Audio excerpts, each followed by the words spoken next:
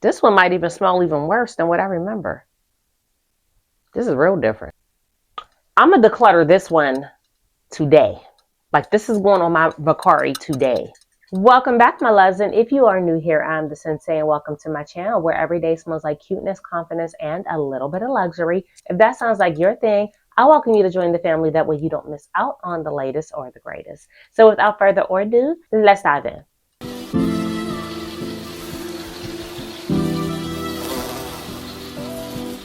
As you guys already know, I loves me a good luxury fragrance. I mean, don't we all? And I loves me a good niche discovery. However, I'm not just into keeping perfumes just to have them.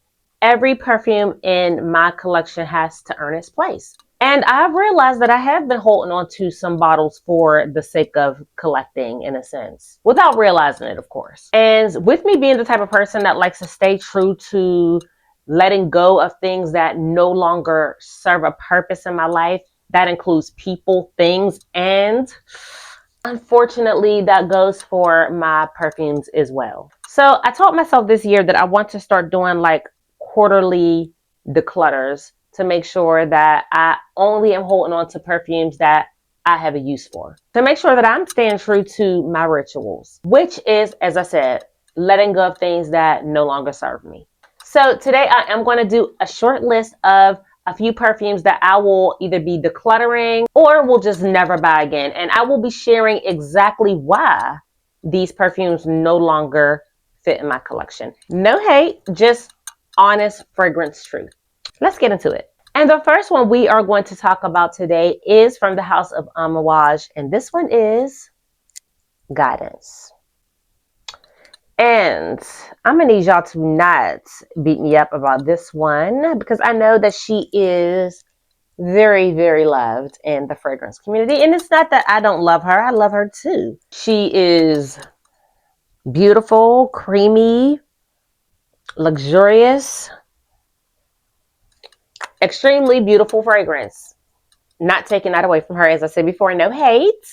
But the truth is I found an alternative to Guidance that is nearly identical on my skin and sweeter. And y'all know I live for a sweeter scent. So I found a nearly identical perfume for this fragrance. And like I said, she's sweeter. And I actually think I like that one a little better. So I could get the same scent profile without the Guidance price tag. I'm sorry. I am all about saving $1. And for me, the original just doesn't have a place in my collection. It doesn't make sense with all of the perfumes that I have and all of the money that I spend. This is one that once it is finished, I will not be repurchasing this one. The next one on this list is from the house of Valentino. And this one is Donna Roma Intense. And the gripe I have with this one is I really feel like this was a waste of my money. I feel like this was a bait fragrance.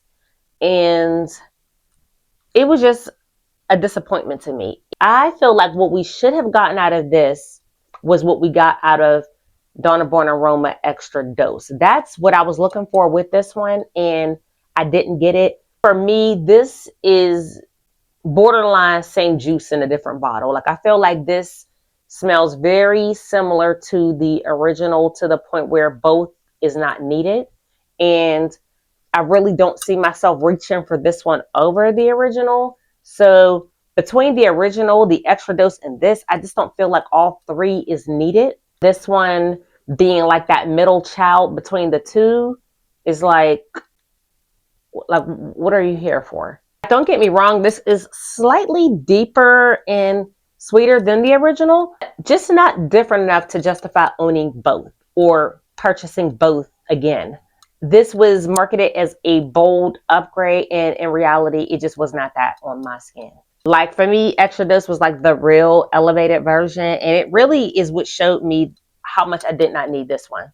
So yeah, for me, this just sits in between with no real purpose. And also leave it in the comments if you guys feel differently about this one. Do you feel like this one is still necessary? Leave it in the comments. Let me know. The next one on this list is from the house of Burberry, and this one is Her Elixir. And for me, let me refamiliarize myself before I say what I got to say about her. Because y'all be doing the most. Okay. Now, I know that this was hyped and loved, but for me, how do I put this? I'm not saying that this stinks or anything. I'm just saying that for me, this reminded me of these baby dolls that I used to play with when I was younger. They were strawberry shortcake baby dolls. And it just smells like the plastic on those baby dolls. And because that's what I get from this, I just feel like this was extremely overhyped because, first off, the original Burberry Her is like, I feel like a staple in every woman's collection. It's like one of those sweet, classy fragrances that you can't go wrong with. It's extremely mass appealing, projects well, compliment magnet, and this one does not give that. I feel like I get more compliments and noticed more with the original than I do this one. Like, I don't know what it is, but this one just, I don't know, just gives me plastic, at least on my skin. On my skin, I get plastic. I don't know. It just does not feel sophisticated. Like every time I spray this, like I don't feel good. I don't feel sexy. I don't feel sophisticated. I just get baby dolls. Like I just think about baby dolls and Barbies and plastic childhood toys is what I think about when I am wearing this fragrance. And again, when it's compared to the original, that is just kind of like bright and airy. I just don't feel like I get that. Like, I just don't feel like this just gives what it's supposed to give. And I don't know what it was supposed to give, but I just know that it's not giving it. That's all I know. But it's not bad. It's just not one that I would repurchase. Because like even right now, as I'm smelling it in the air, it smells beautiful. But this one is inconsistent. Sometimes I wear it and I love it. And sometimes I wear it and I just get baby dolls. The next one we are going to talk about is from the house of YSL. And this one is Libre Intense. And this one, I love it. Not saying that I don't love this perfume, but this one is simple. I just don't need her. She sits right in between the OG and the La Parfum. See, if these two got together and made a baby, that's what I think they did. And we got her. This is their love child, but she does not outshine either. When I want something that is fresh and easy and sophisticated, I go for the OG. When I want rich, bold, and sexy and compliment magic, pulling compliments, I go for Le Parfum. Or even the Vanille Couture. So in my collection, the Libre Intense just exists. And it's so funny because I'm so glad that I know myself the way that I do, because I knew when the Le Parfum came out that I was not going to probably like this in the future. So I remember when the Le Parfum was first released and I grabbed it and I smelled it and I was running out of my first bottle of the Intense.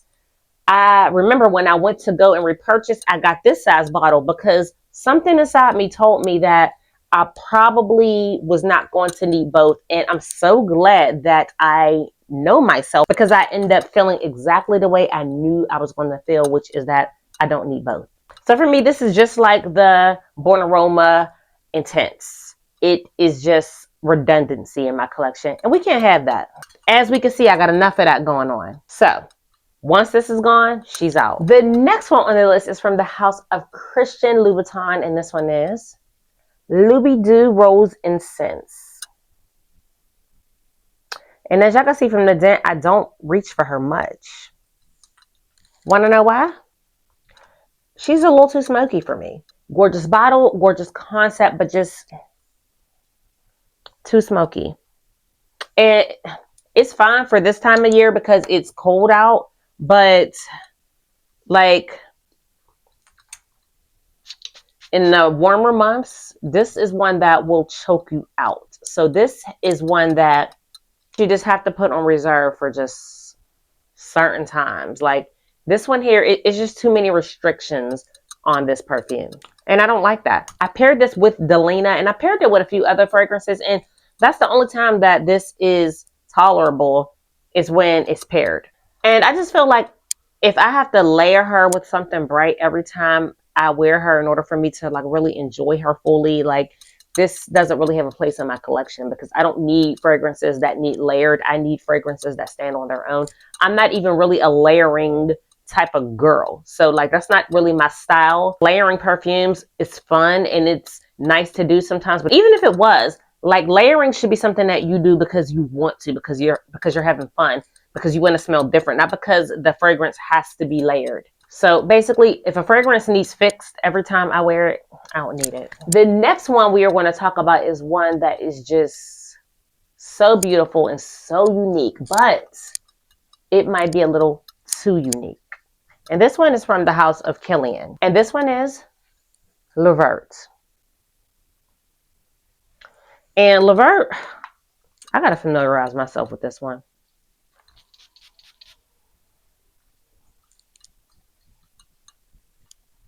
It's so different.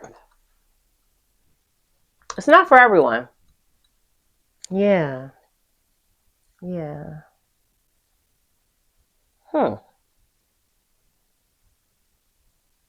This one might even smell even worse than what I remember.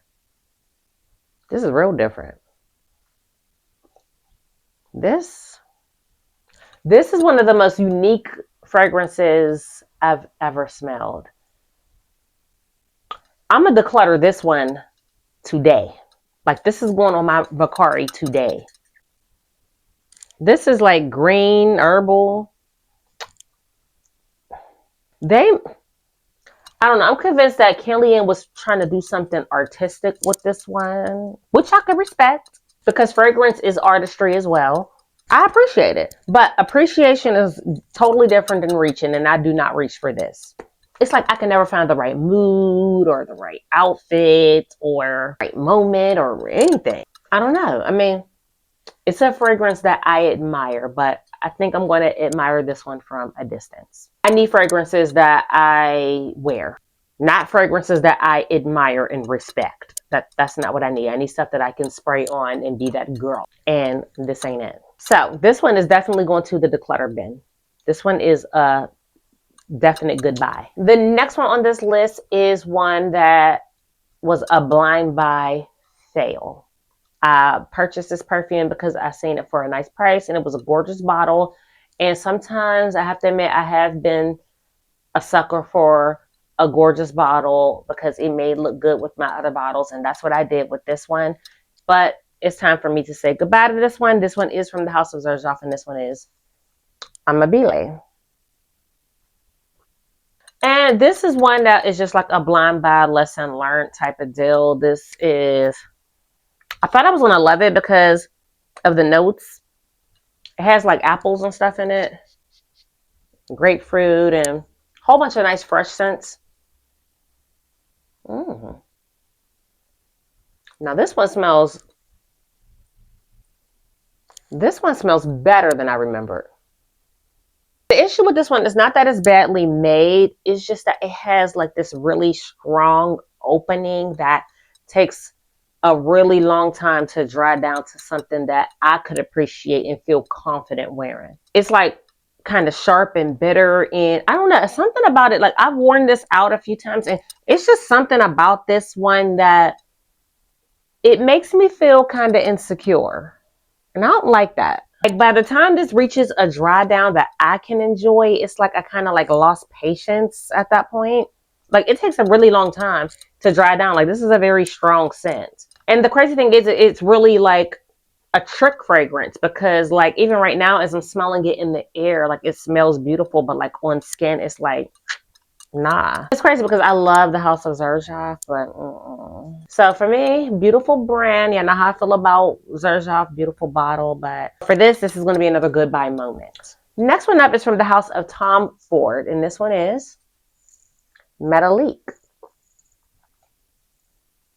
And Metallique is simple. The reason why I am getting rid of Metallique is because I don't reach for her anymore. I actually put her on my fragrance tray this month to see exactly what my relationship would be with her, to see if I could find some place in my heart for her, a moment where she is needed, an occasion where she would be that match, and I just haven't found it. And honestly, I had this perfume for a few years, and I really just think that this is one that I just evolved from. I think my taste has just changed. Like, this one is like super icy and cold and metallic and powdery, which I do love. It has this beautiful airy vanilla, very editorial, very fashion forward. But right now my collection is starting to lean more into like warmer scents, sweeter scents, florals, very feminine, sexy scents. And I like all of my perfumes, no matter what I'm wearing. I like them all to have a little bit of sexy going on.